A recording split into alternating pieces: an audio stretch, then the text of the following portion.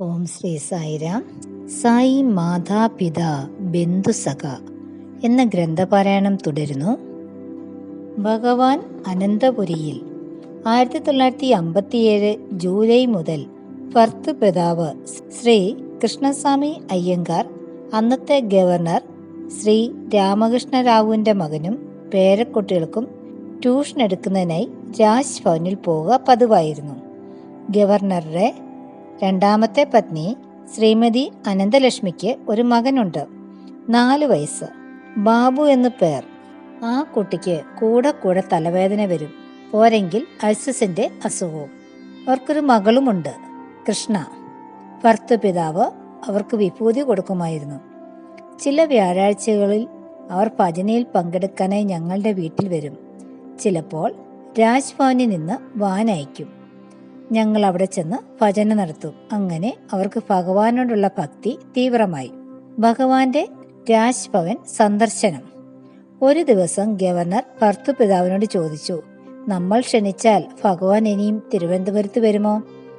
സ്വാമിയെ സമുചിതമായി സ്വീകരിക്കേണ്ടത് എങ്ങനെയെന്ന് ഞങ്ങൾക്കറിഞ്ഞുകൂടാ. അദ്ദേഹം ഗവർണറോട് പറഞ്ഞു, പുട്ടപർത്തിയിൽ ഭഗവത് ദർശനത്തിന് പോവുക. അങ്ങ് തന്നെ ബാബയെ ക്ഷണിക്കുക. ഭഗവാൻ തീർച്ചയായും കനിയും. ഭഗവാന്റെ കൂടെ വരുന്ന ഭക്തജനങ്ങളെ ഞങ്ങൾ നോക്കിക്കൊള്ളാം. താങ്കൾ സ്വാമിയുടെ സൗകര്യങ്ങൾ മാത്രം അന്വേഷിച്ചാൽ മതിയാകും. 1958 ഒക്ടോബറിൽ ഗവർണറും ഭാര്യയും പുട്ടപർത്തിയിൽ പോയി ഭഗവാനെ ദർശിച്ചു.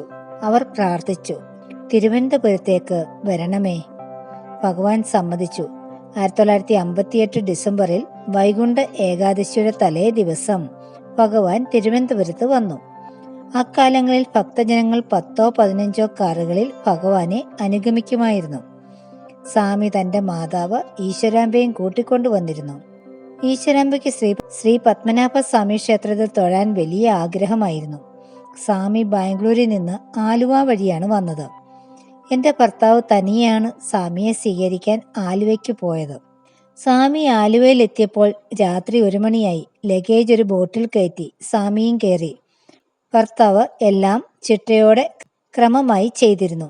സ്വാമിയെയും കൂടെയുണ്ടായിരുന്ന ഭക്തജനങ്ങളെയും അന്ന് രാത്രി ഗസ്റ്റ് ഹൗസിൽ താമസിപ്പിച്ചു. അടുത്ത ദിവസം രാവിലെ പ്രഭാത ഭക്ഷണം കൊടുത്തു. എൻ്റെ നാത്തൂനും ഭർത്താവും ഭഗവാന്റെ കൂടെ വന്നവരിൽ ഉണ്ടായിരുന്നു. സ്വാമി ഉടൻ തന്നെ പുറപ്പെടണമെന്ന് അരുളി ചെയ്തിട്ടുണ്ട്. അതുകൊണ്ട് അവർ ഉടൻ തന്നെ പുറപ്പെടണമെന്ന് ശ്രീവാസൻ എൻ്റെ ഭർത്താവിനോട് പറഞ്ഞെന്നാണ് തോന്നുന്നത്. അദ്ദേഹത്തിന് പെട്ടെന്ന് ദേഷ്യം വരും. അദ്ദേഹം ഉറക്കെ വിളിച്ചു പറഞ്ഞു, സ്വാമി താങ്കളോട് അങ്ങനെ അരുളിയെങ്കിൽ താങ്കൾ പുറപ്പെട്ടോളൂ. എനിക്കിവിടുത്തെ അക്കൗണ്ടൊക്കെ നോക്കി പണമടച്ചതിന് ശേഷമേ വരാൻ സാധിക്കൂ. ഇതെന്റെ അമ്മായിയപ്പന്റെ വീടൊന്നുമല്ല. സ്വാമി അപ്പോൾ ശ്രീവാസനോട് അരുളി ചെയ്തു, അളിയനെ വിളിച്ചുകൊണ്ടുവന്ന് സ്വാമിയുടെ കാറിലിരുത്താൻ. അദ്ദേഹം എൻ്റെ ഒപ്പം സഞ്ചരിക്കട്ടെ. അദ്ദേഹം പണം കൊടുത്ത ശേഷം നമുക്ക് യാത്ര തുടങ്ങാം. അങ്ങനെ സ്വാമി അദ്ദേഹത്തിന് വേണ്ടി കാത്തുനിന്നു. വൈകുന്നേരമായപ്പോൾ അവർ തിരുവനന്തപുരത്തെത്തി. സ്വാമി എൻ്റെ ഭർത്താവിനെ തൊട്ടടുത്തിരുത്തി. വഴിയിൽ സ്വാമി പാട്ടുകൾ പാടി. മറ്റുള്ളവരെയും കൊണ്ടും പാടിച്ചെന്നാണ് തോന്നുന്നത്. പല കാര്യങ്ങളെക്കുറിച്ചും സ്വാമി പ്രസന്നതയോടെ സംസാരിച്ചു. മ്യൂസിയം ജംഗ്ഷനിൽ സ്വാമി കാർ നിർത്തിച്ചു. എൻ്റെ ഭർത്താവിനെ മറ്റൊരു കാറിൽ കയറ്റി. സ്വാമി അരുളി, ഞാൻ രാജ്ഭവനിലേക്ക് പോകുന്നതിൽ സങ്കടപ്പെടരുത്. നിങ്ങളുടെ വീടാണ് എൻ്റെയും വീട്. നാളെ ഞാൻ അവിടെ ഉച്ചഭക്ഷണം കഴിക്കാൻ വരും. താങ്കളുടെ പത്നിയെ വിവരം അറിയിക്കണം. മാതാ ഈശ്വരാംബ സ്വാമിയുടെ കൂടെ രാജ്ഭവനിലേക്ക് പോയി. ഈശ്വരാംബ അവിടെ താമസിക്കാൻ ഇഷ്ടപ്പെട്ടില്ല. അവർ പറഞ്ഞു, എന്നെ സ്വാമിയുടെ ഭക്തന്മാരുടെ വീട്ടിലേക്ക് പോകാൻ അനുവദിക്കൂ. അങ്ങനെ ഈശ്വരാംബ ഞങ്ങളുടെ വീട്ടിലേക്ക് വന്നു. ദീക്ഷിതർ സ്ട്രീറ്റിലുള്ള ഞങ്ങളുടെ വീട് തീരെ ചെറുതായിരുന്നു.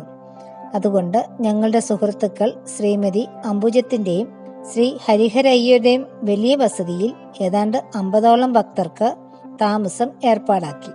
അടുത്ത ദിവസം 10,000-ലധികം പേർക്ക് ഇരിക്കാവുന്ന തൊട്ടടുത്ത കല്യാണ മണ്ഡപത്തിൽ ഭഗവത് ദർശനത്തിനും ഭജനയ്ക്കുമുള്ള ഏർപ്പാടുകൾ ചെയ്തിരുന്നു. അന്ന് വൈകുണ്ഠ ഏകാദശി ദിനമായിരുന്നു.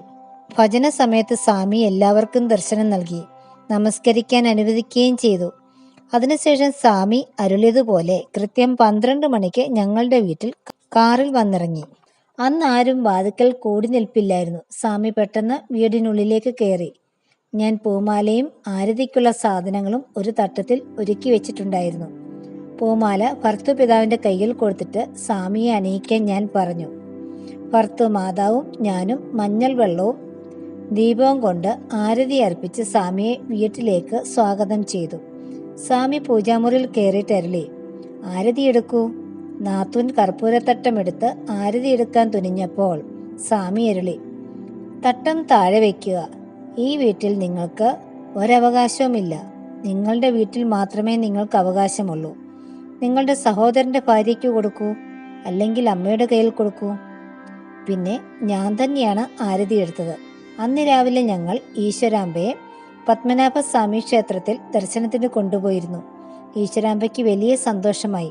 വീട്ടിലെ നിത്യാപൂജ സമയത്തും ഈശ്വരാംബ ഞങ്ങളോടൊപ്പം ഉണ്ടായിരുന്നു. സ്വാമി എന്നോടരളി, അമ്മ, ഞാൻ ഇവിടെ തന്നെയാണ് ഇന്ന് ഭക്ഷണം കഴിക്കുന്നത്. ആഹാരം മുകളിലേക്ക് കൊണ്ടുവരൂ. ഞാൻ പറഞ്ഞു, സ്വാമി, എല്ലാം അവിടെ തയ്യാറാക്കി വെച്ചിരിക്കുകയാണ്. ഭഗവാൻ ആദ്യം വീട്ടിൽ വന്നപ്പോൾ വേണ്ട പോലെ ഭക്ഷണം കൊടുക്കാൻ സാധിച്ചില്ലല്ലോ എന്ന് എനിക്ക് വലിയ സങ്കടമായിരുന്നു. ഇപ്രാവശ്യം ഭഗവാൻ ഞാൻ ഉണ്ടാക്കിയ ഭക്ഷണ സാധനങ്ങളെല്ലാം രുചിച്ചു നോക്കി. എല്ലാം ഭക്ഷിച്ച് എന്നെ വളരെ സന്തോഷിപ്പിച്ചു. ഞാൻ തട്ടം കഴുകി തുടച്ച് വൃത്തിയാക്കി മൂടി വെച്ചിട്ടുണ്ടായിരുന്നു. പക്ഷെ സ്വാമി അതൊന്നുകൂടി കഴുകാൻ കൊടുത്തു. ഞാനത് ശ്രദ്ധിച്ചില്ല. ഭക്ഷണം വിളമ്പാനായി വന്നപ്പോൾ തട്ടം കാണാനില്ല.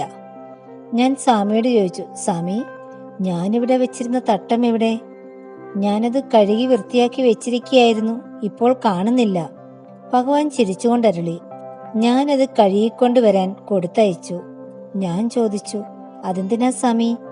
ഞാനത് കഴുകി തുടച്ച് മൂടി വെച്ചിരിക്കുകയായിരുന്നല്ലോ. സ്വാമിയുടെ രീതികളെല്ലാം പവിത്രങ്ങളാണ്. സ്വാമി അവ പഠിപ്പിക്കുന്നത് ഈ രീതികളിൽ കൂടിയാണ്. ഭക്ഷണം കഴിഞ്ഞപ്പോൾ ഞാൻ ഭഗവാന് താമ്പൂലം നൽകി. എൻ്റെ നാത്തൂൻ്റെ ഭർത്താവ് സ്വാമിയോട് ചോദിച്ചു, ഭക്ഷണം എങ്ങനെയുണ്ടായിരുന്നു? സ്വാമി അരുളി, അതിനെ പ്രശംസിക്കാൻ വാക്കുകളില്ല. വളരെ ഗംഭീരമായിരുന്നു. ഞാൻ നല്ലതുപോലെ ഭക്ഷിച്ചു. സ്വാമി ഞങ്ങളോട് പല കാര്യങ്ങളെക്കുറിച്ചും ഏതാണ്ട് 5 മണിക്കൂറോളം സംസാരിച്ചു. അന്ന് വീട്ടിൽ വന്നവരെയെല്ലാം ഞാൻ മുകളിലെ നിലയിലേക്ക് അയച്ചു. അവർക്കെല്ലാം സ്വാമിയുടെ ദർശനവും നമസ്കരിക്കാനുള്ള അവസരവും കിട്ടി. സ്വാമി ഭഗവത്ഗീതയിലെ മുഖ്യ തത്വങ്ങളെപ്പറ്റി ചർച്ച ചെയ്തു. അനന്തരം സ്വാമി അരുളി, ഇന്ന് വൈകുന്നേരം നമ്മൾ കോവളം കടപ്പുറത്തേക്ക് പോകുന്നു. നിങ്ങളെല്ലാവരും തീർച്ചയായും വരണം. ഗ്രന്ഥപാരായണം തുടരും. ജയ് സായിരാം.